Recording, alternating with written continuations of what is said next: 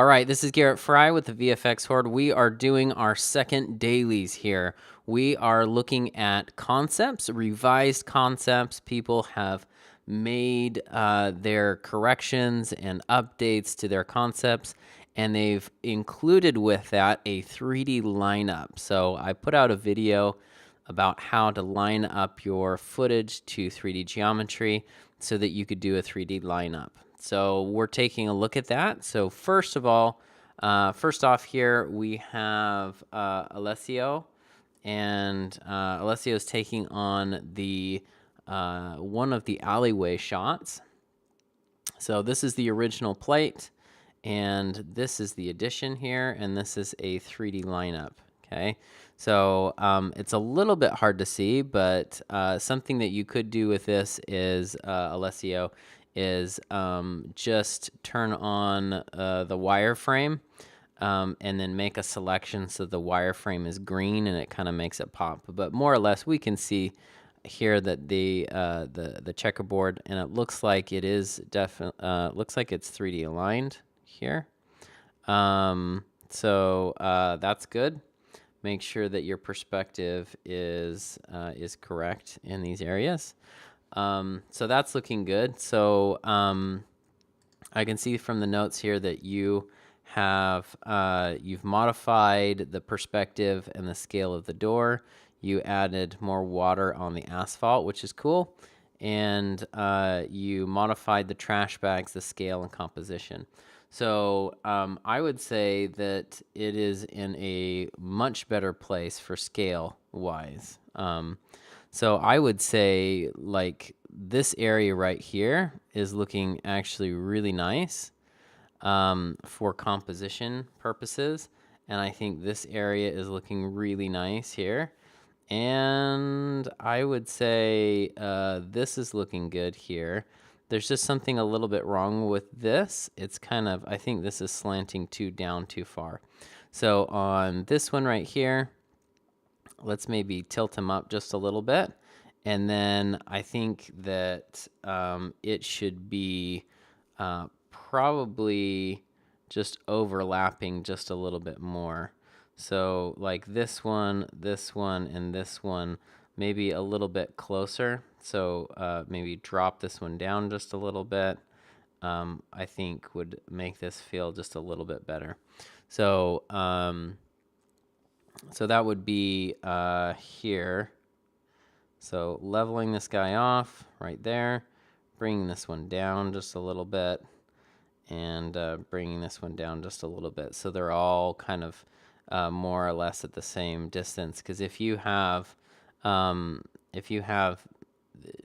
there's too great of distance between the objects, it makes it feel like there's a wide space between them.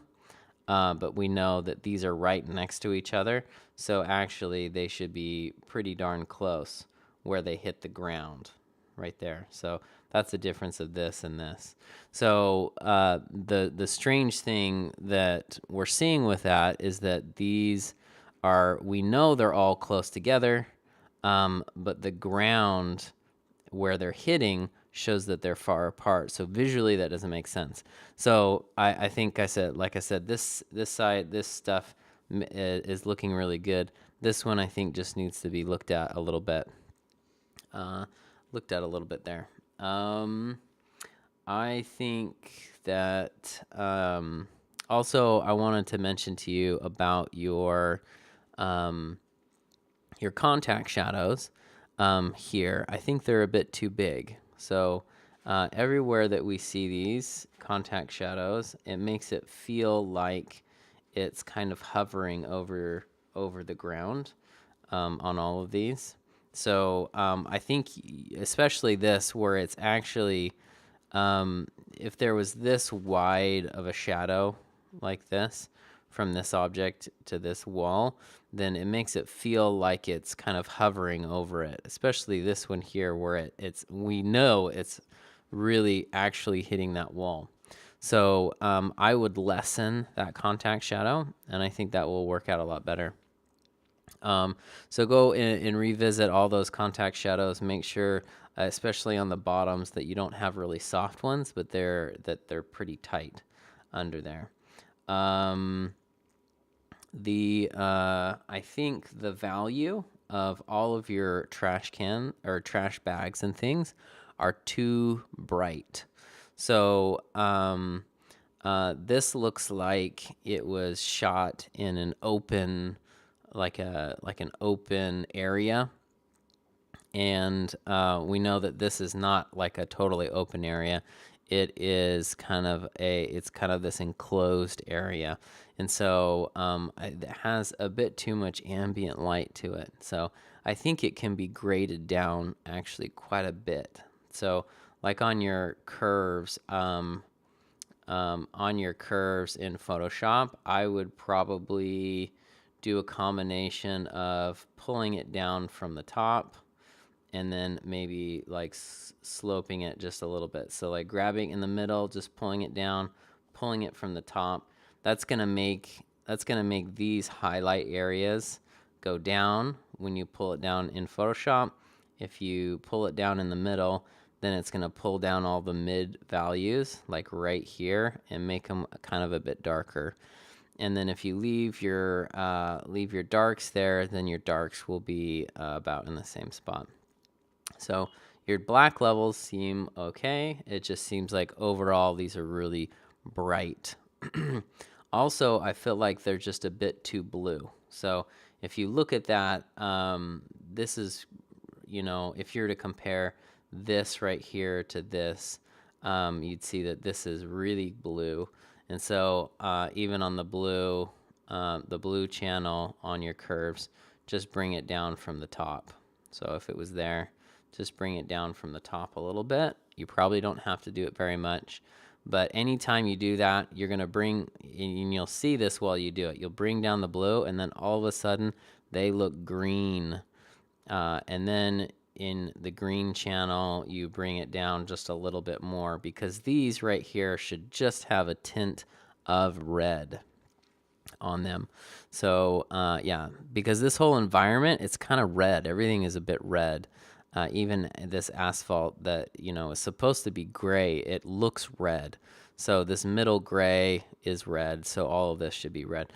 So if you fix the contact shadows, you take out the blue here, and you also have to take out the green after you take out the blue. And then you adjust the value of the highlights, get those kicked down, and pull down the middle so they're just a little bit darker in the midtones. I think it's going to sit a lot better in the shot. In addition to fixing the contact points of these three guys, just making a bit more level on there. So yeah, so I think there's a lot of good things happening here. I think your door is working okay. Yeah, so fix those things, and then I think we'll be in a much better spot. I think that the reflections are looking good. You could probably use some of those ink blots, which would be actually really nice, and add a bit more of that kind of grungy stuff underneath, because this is a gross alleyway. So you could put, a lot of like really nasty things under there. Just make sure you do it in a way that just look up reference online of like dirty alleyways and things like that, so that you know how to paint these. But you can use those ink blots and just kind of grade it down a little bit, make them a little bit of a different color.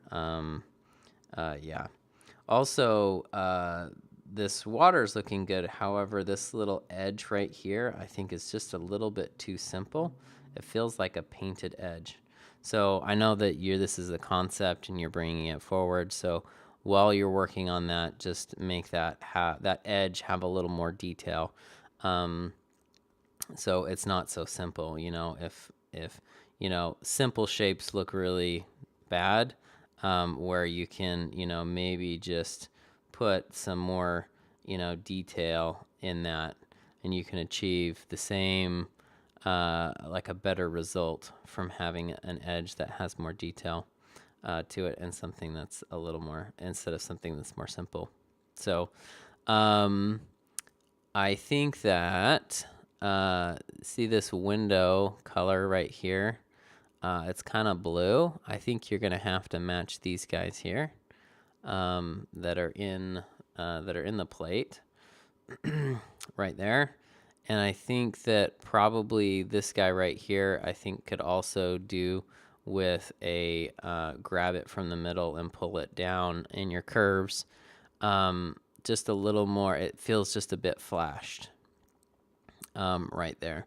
So I think a little more contrasty by pulling down those middle values will be good. Yeah, and matching that color right there. So yeah. So like I said, this is, I think, going in a good direction.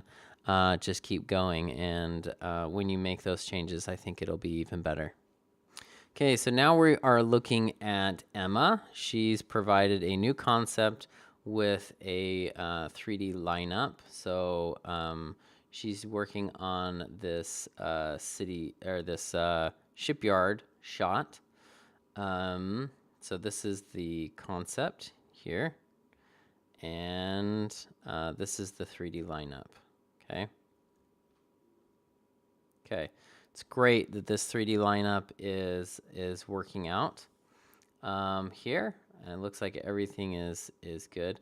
One thing that I'm looking at here, though, is when I flip on and off the plate, it looks like this plate right here is moving. So I would definitely try to keep as much of the plate as possible. So even you're replacing the ground. So all, like, where the matte line ought to be is like right here. So that's the area here, and then of course you're gonna do, you're putting in a different sky, but that's kind of where the matte area should be. I would leave in all of this stuff, maybe like take that orange or this little painted line on the sidewalk and extend it out this way or something, just so you have some interesting things on the ground. These little shadows and stuff that are being cast, I'm not really, you could do like a small little paint out of this one, probably. But this guy here, I mean, that is a lamppost from across the street. So these are really, really long shadows that are happening here in the plate. And so you could just leave it. I think it would look fine. It's off camera anyways. So it's just part of some of the rigging or construction or whatever that's happening on there.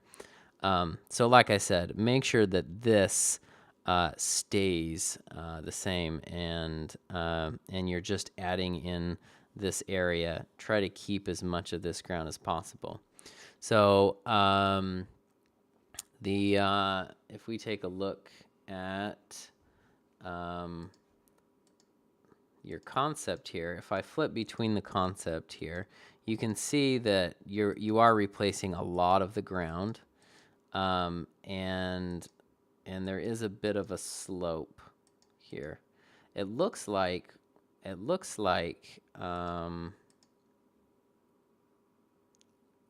let's see. I think your world is a bit slanted. So if we are looking at this, it's kind of going off at an angle, like the horizon line is at an angle. And so I think that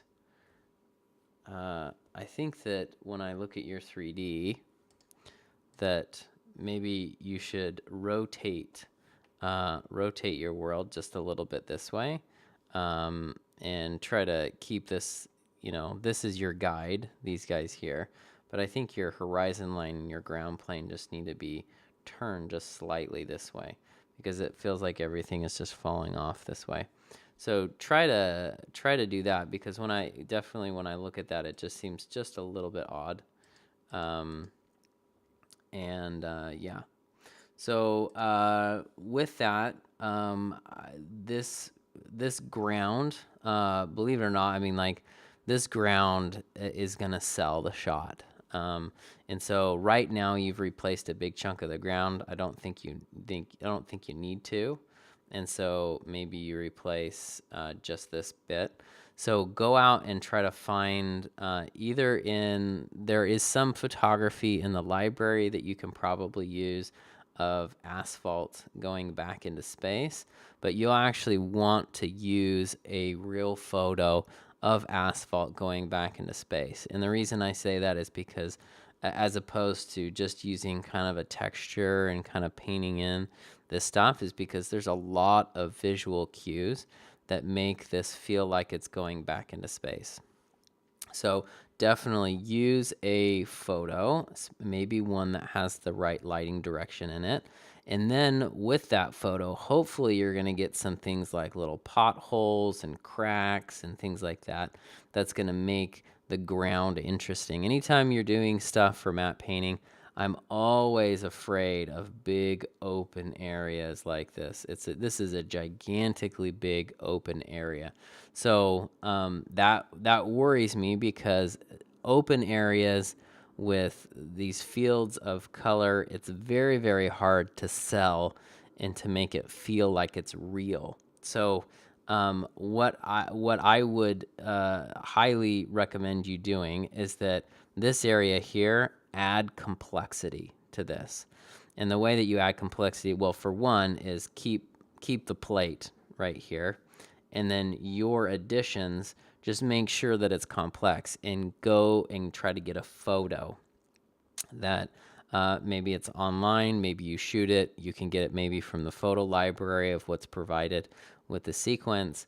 But yeah, like I said, I would find some photography of a big, go out to a parking lot or something like that, where you can get some asphalt going back into space, and you can get little potholes and things like that to really make that interesting. Because the more that you can make this complex, the easier it is going to be for you to sell this as a shot.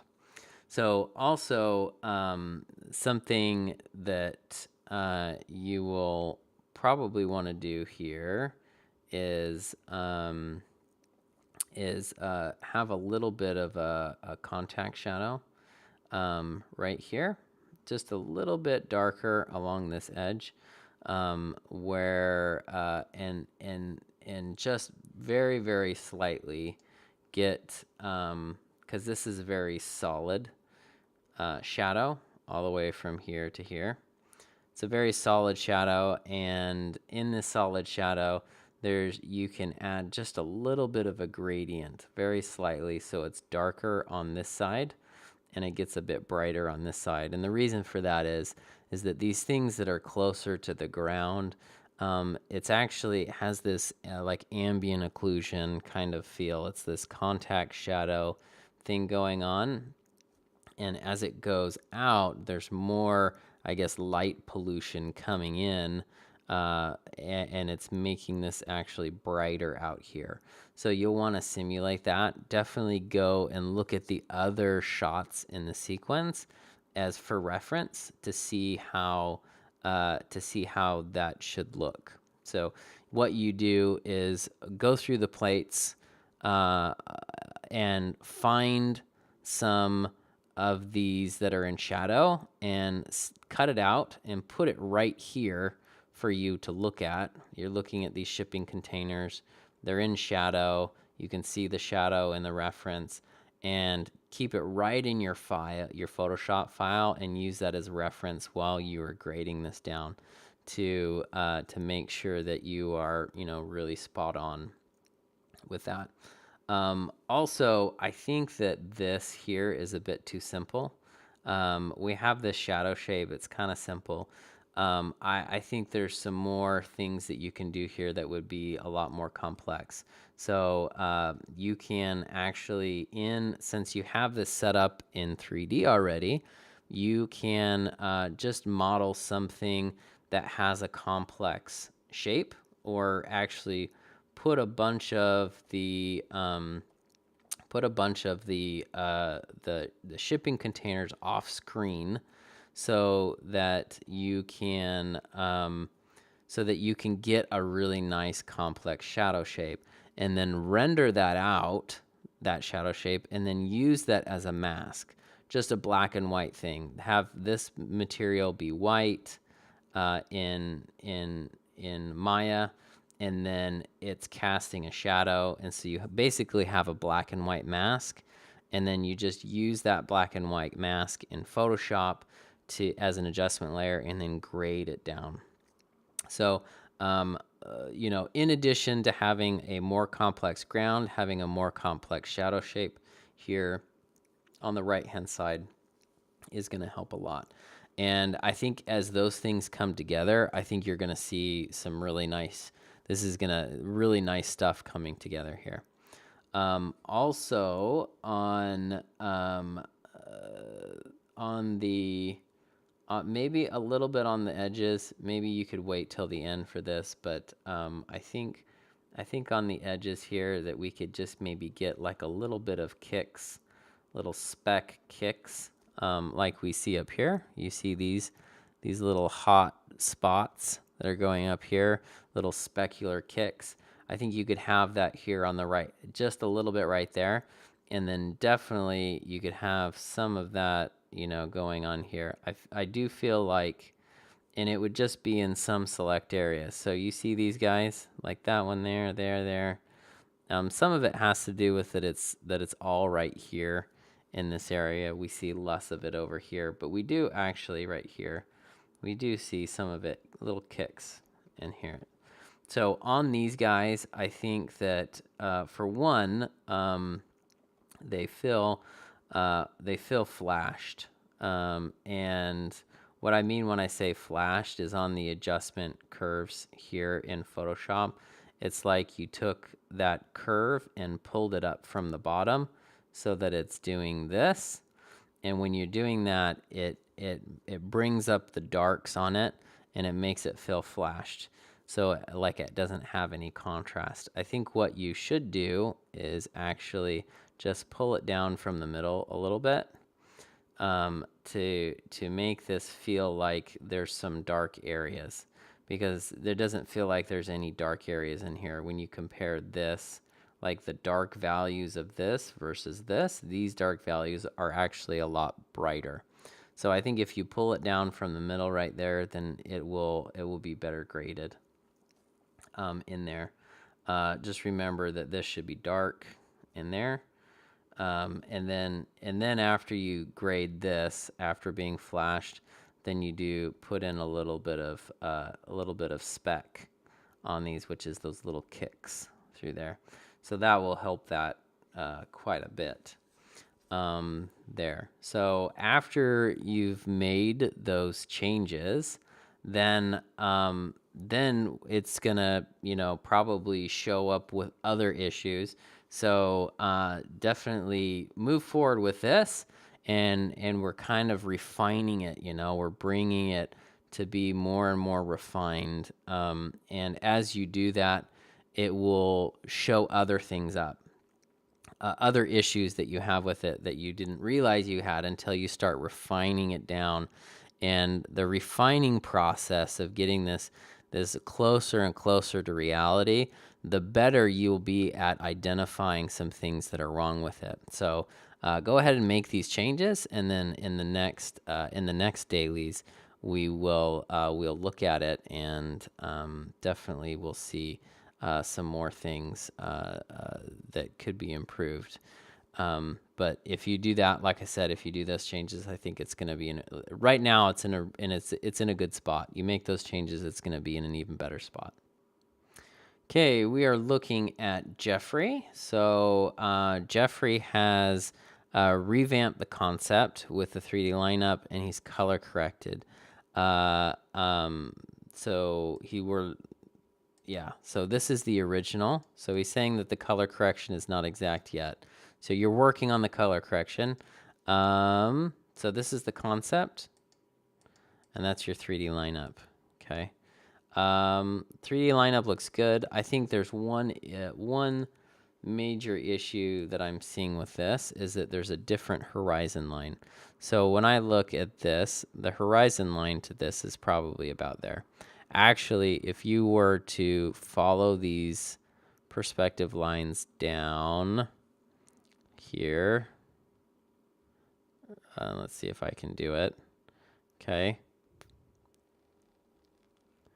And if we do that, they're all going to converge somewhere, which makes our horizon line. So that's about our horizon line right there. These guys here, when you converge these down, it looks like they're going to be at a different horizon line. So it looks like it converges somewhere up here. That's what I would have thought. Okay. So I think actually what you can do is you can just drop all of these.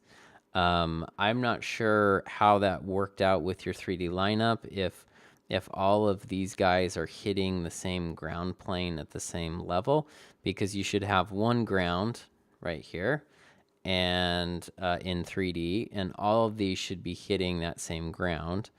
And probably maybe what the issue was is that when you did your 3D lineup, you did not use these guys as reference. You use these guys as reference, and all of these are flat looking at you, so you didn't actually get the perspective on this. So when you do your 3D lineup, if you use these guys as reference, then you're going to get the converging horizon line angle correctly, and then you'll be able to adjust this. So yes, you did the 3D lineup correctly.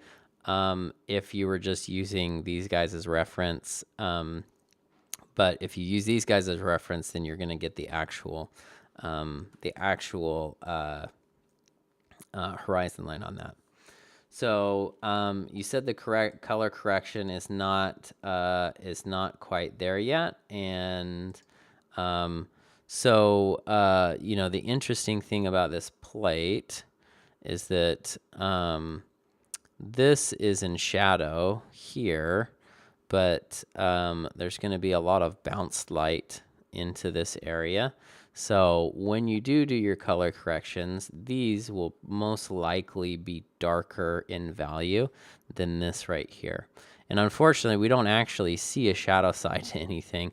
This guy right here, like if we were able to turn these guys, we would be able to see the shadow side. So we don't have anything directly on the plate for reference. But I do feel like just from what we're seeing here, that these, when you work on your value, these should be darker than this value over here. So that should guide you in that. I think your shadow shapes are good, like where these are hitting. It's kind of nice to see that. Anything like if you've got some shipping containers off screen, maybe this area here, then you can add maybe just another shadow shape or something right there. Anytime you can have shadows from one object falling onto another object, it just makes everything just look a lot more beautiful. So with that, yeah, I think you can maybe put some shadow shapes in there, like try to get things casting on another. I mean, you can also, now that you have this thing set up in 3D, what you can do is you can do a like a rendered pass where you set up the light where it's going. So let's determine exactly where this light is coming from, because actually it's a bit hard to tell right here. So it looks like, yeah, so the lighting direction on this shot is coming from this way. So we can see this guy here. That's a pretty good indication that that's where the lighting direction is coming from. So it's actually coming from our over the right shoulder here. And so what I would do for guidance on your lighting direction is in your 3D file, set up a light. You have the cubes already. Just see how the light falls on these, and then just use that as a guide for what you're doing. then you're going to have realistic lighting. And then like, don't include just what you've got here. Put some crates off screen, and maybe those will cast shadows on this part here, which would be really cool. So that would kind of take care of your shadows. And if you put in a ground plane, then you'll get the ground shadows as well. So when you do this, just make sure that you are, all of these were shot in shadow. So you're going to want to do a bit of a specular kick on those. So we've got little specks. This is a bit brighter here. This paint right here is kind of brighter. It's like reflective paint. And so in different areas, we can see there's little kicks of light where the light is hitting these areas right here. So you'll want to make sure when you do your grade that you have little specks of light in there. And really, you know, this has a lot to do with, you know, big time on the value and the color. You know, if you can nail the value, the color, and the perspective, then you're going to be in a really good spot for this. So, you know, you said you're not working on you don't have a perfect grade yet. That's okay. Just keep going and make sure you just really nail that, because it's going to totally sell the shot. Yeah. So yeah, I think that's a pretty clear way forward, and some things to work on with that. Take in 3D dual lighting pass, and I think that'll be a pretty good. It'll improve things quite a bit to get that grade in there. All right, we have Maxime here, who is working on the cityscape shot. So this really nice, moody evening shot that we have here. And some building replacement there in the 3D lineup. That's great. So I hope that this 3D lineup has been valuable to you. It sure seems like the perspective is really nicely done on this, and it really feels like it's in a good spot for that. So perspective, I think that's looking great. So let's talk about that. Let's talk about some good things that you've done here. So when I'm flipping back and forth, when I'm flipping back and forth here, I think that you've included some specular kicks on things, which is great.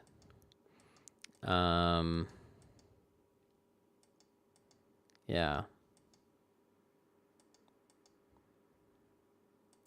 So some really fine-tuned kind of notes here would be, I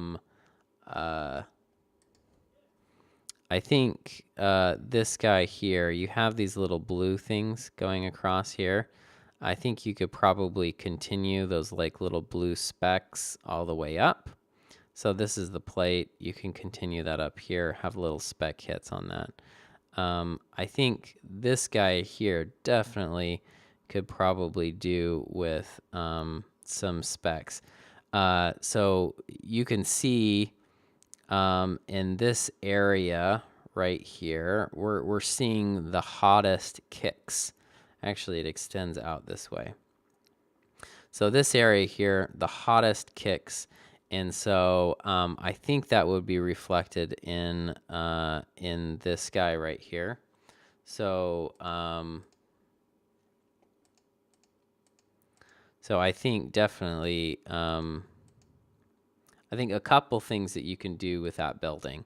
So just put a shadow across this and put that in shadow. Anytime, like you can see it here, this skyscraper is casting a shadow on this skyscraper. This skyscraper is now twice as tall, so actually you should be putting the shadow up here, like redoing that shadow. However, it doesn't scream to me as being incorrect, so you could probably leave that and be okay. But if you wanted to be completely accurate, then you would probably increase that shadow. But the point I'm making is that this building is casting onto this building. And so just having some kind of shadow on this building would be really great. Also, you can see the little hotkeys in these windows. I think if you were to grab this guy and make a mask, so if you go in your channels and go through the red, green, and blue channels, and I suspect probably the blue channel is going to give you the highest contrast of this image. So once you can copy the blue channel into a new channel there, and then you can do a curve on it, and that curve you'll want to like pull in here and like pull in there, so your curve becomes a lot. You're crunching the values, and what you're trying to do is you're trying to isolate the windows as a mask. Okay, so if you can isolate those windows as a mask, then what you can do is you can use that as an adjustment layer, and then you can just brush a really hot highlight, and it's going to mask all of the windows for you automatically because you pulled a key on it from the channels, and then you'll get some of this fall off, because really this window right here, I'm expecting to see some of that in that building there. I think that's going to make that really sing. Also, let's see if we can.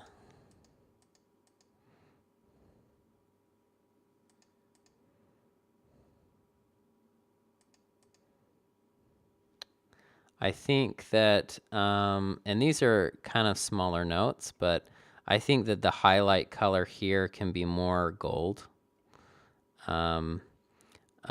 It's a bit cool, and if it's going to match the sunsetty feel of these, then I think it just needs to be a bit warmer on that. Oops. So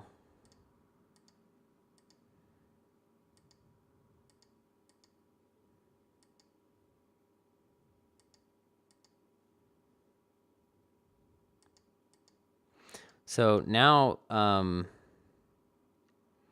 now that you're getting to a point where you're going to be, close to, finishing, you're trying to wrap this up, what you can do here is create a, you can create an exposure node here, and you can up the exposure on things and see if all of your values match. Okay, so you can do it on the high end. I can see that this guy right here is really hot, more hot than some of these other things, because it kind of blows out before we even see this other stuff. And then if you crunch it down here, you can see what's the last things that we see. So I think on the low end here, I think that's pretty good. On the high end, you can check your black values. It looks like your black values are pretty good. Okay. So you can also create a hue and saturation adjustment layer and just bring up the saturation levels. And that can kind of give you a key as to some of your colors and how close you are. So we can see that this guy here is probably a bit too green when you compare this to maybe this or that. Yeah, I think it's coming up as just being a little too green in the base color. So you could color grade that down. So this is a good technique to bring up the hue and saturation on that a lot, to check and see if your values are correct, because when you're working on a show, you don't really know how the compositor is going to crank your matte painting. And things that look good to you on your monitor, when the compositor, after he does his stuff on it, it could really just push it around pretty hard, and then your matte painting breaks. So it's a way of building integrity into your DMP, and just checking that.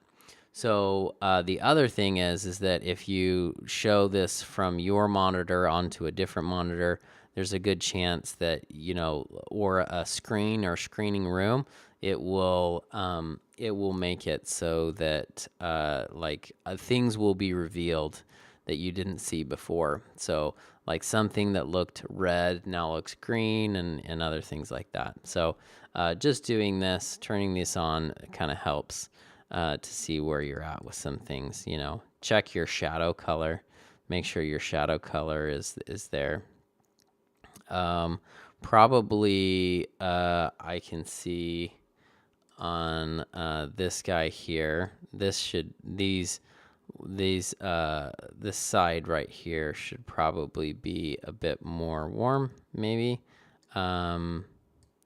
since these are like really blue, and everything. Like these guys here are a little more complex in their colors. If we took a look at the original plate there, so even these shiny buildings on this shiny building right here is kind of blue, but then on the left side here it has a little more green, so there's a more complexity to the colors. And then on this guy it's like really solid blue through there. So if you color correct it, it's going to make it feel better integrated on both of those, and in your total on your image. So with that, I think it's like, just looking at it, those are small notes, but looking at it, it feels like it's in actually a really good spot. So I say keep going. And maybe the other thing I could say here is maybe just a little bit of speck throughout this guy. Just to bring up the complexity of that. Like maybe there's a little window that's open, and so you can just get little kicks. This guy has it in there. You can see the little kicks on stuff, and that looks great. So maybe just add a little bit in there, a little bit of highlight some places, but otherwise it's good. So I think you're ready at this point to put this in the shot. So next time I see this, I'd like to see it through the image sequence. If you are, this is like, I think would be like a nice demo reel piece as is. If you wanted to do something a little more adventurous, you could replace the sky. That would be a possibility. Go through, if you have shot some skies, you can go through and do a sky replacement. The only thing, if you do a sky replacement, I would keep the same exact coloration of the gradient, and then the same exact coloration of this, and I would just put that in there. But you would need to go out and maybe shoot a sky or something, maybe during a similar time of day or something like that, and put that in there. Just make sure the light's coming from this direction and keep the same coloring. So you'll have to, if you get a new sky in there, you'll have to mask everything out, put the new sky in, and then and it's possible that you keep the gradient down here, you keep all of this, and then the clouds that you add are just up here, right? That's a possibility. Then you're not having to roto these moving things, which would be an absolute nightmare, and would probably be easier just to make it absolutely static. Still that tree, or replace it with a CG moving tree or something like that. You don't really want to do that. So I think if you are going to do some kind of sky replacement, leave this all here, match the gradient, add clouds up here, but match the same color. Go out, shoot something about the similar time of day. That would be maybe the next level if you're feeling like you want to take it in that area. But like I said, as is, I feel like it's a pretty good portfolio piece. So next time I see this, let's see it in the shot. Okay, we're looking at Karen's shot here. She's done the 3D setup, and she's working on B100. So here's the shot, the original, and the changes here. So I think that this here, and then this is the 3D lineup, okay? Okay. It's a bit hard to tell from your 3D lineup if your objects are aligned to this, because usually I think what would be good is to have your 3D lineup on top of this, and you should have some cubes in there that are, you know, of the plate, and then have some cubes on the ones that you're adding here. That would help to be able to identify if you have the right perspective on things. And I think, like what I'm seeing here, I don't see any of these cubes on top of the plate. So it's kind of hard to tell if your 3D setup is correct. So I would say just go back and make sure that your 3D setup is correct by putting the you know, the cubes over these guys, let's say, for instance, and just start put them over there like that. I do see this. You could actually just model something similar to this, just so we have, you know, it's pretty fast to do. So you could do that with that, just to make sure that you're spot on with that. And then when you get your new buildings in there, then you can go back and just check it. Just check to make sure that your buildings are correct. So if we take a look at the concept here. So one thing, there's a color grade. Probably you have a rogue adjustment layer in Photoshop that is changing, you know, the plate. So you'll want to keep the plate grade the same, because that color grade that you're adding in Photoshop will not translate well into Nuke, where you're going to be compositing this together.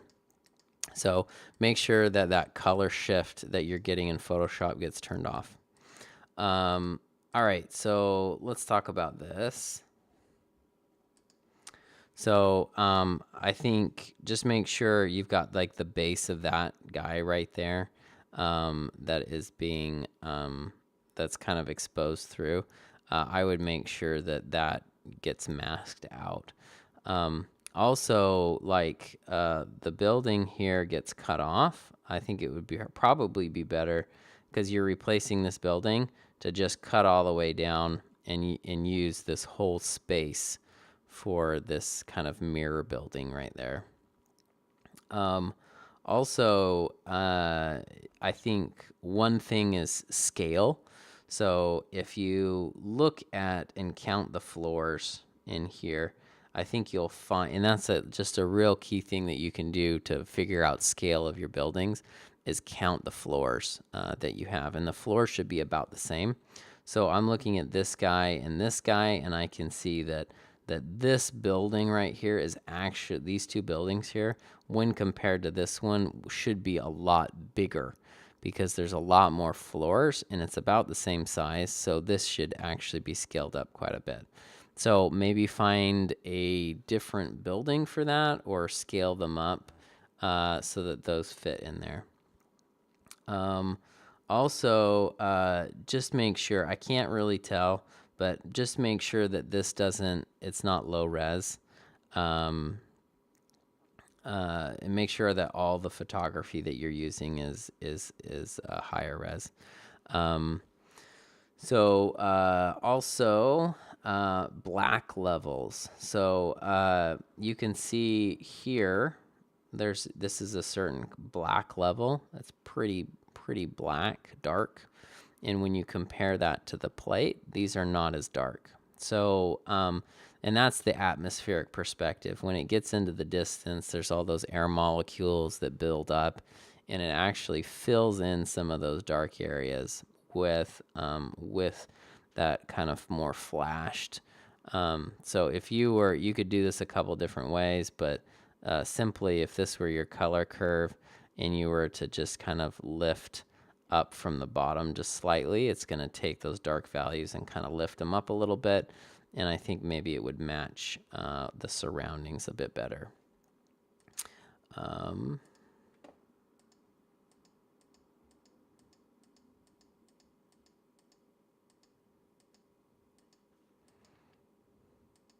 I also think that this building here is probably a bit small. I would count the floors again, make sure it's a bit bigger, but I think probably it would be somewhere around there. That's my guess. If you scaled it up to be the right scale, which is not bad. It's a good looking building, has some cool things about it. So just scale it up to the right size. You may have to go back to the original element if you scaled it down, but to scale it up again so that it doesn't get soft. But yeah, I think this building right here doesn't have a shadow side to it. All of these buildings are facing this way, as you can see. They're all facing out this way. And so this building here and this building here look like they're facing like towards us. And so maybe I would find some photography. Maybe these wouldn't maybe be a good choice. Find some buildings that are facing that direction. That way it feels like it goes on, like it fits better in the city. Also, these two buildings don't have a shadow side. Like this one has a shadow side, but this one doesn't have a shadow side. So it's almost like it needs this right here and a shadow side or something like that. But yeah, I would look at those. Also, this guy right here, you may, if you take a look at the moving footage, you have all these leaves and stuff, and they're probably blowing in the wind. And so if you replace something right there, then you would have to do one of two things. You'd have to grab this tree and make it part of your matte painting and put it on top,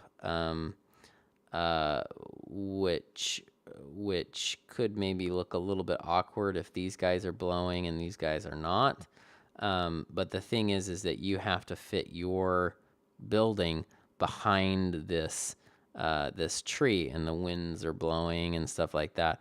And so you'd have to roto that or still it and put it back on top and have it become part of your matte painting. And I think both of those scenarios, I think,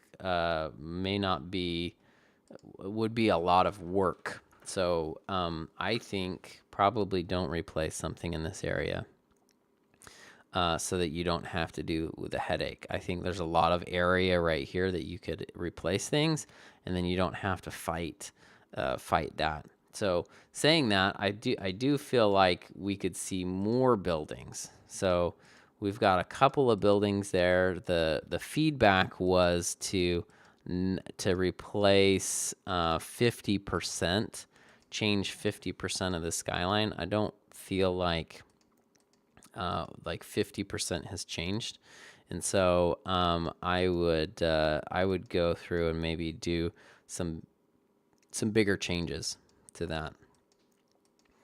So yeah, that takes us to the end. I just want to do like a really quick recap of what I want to see in the next dailies. We're going to do another DMP wedge.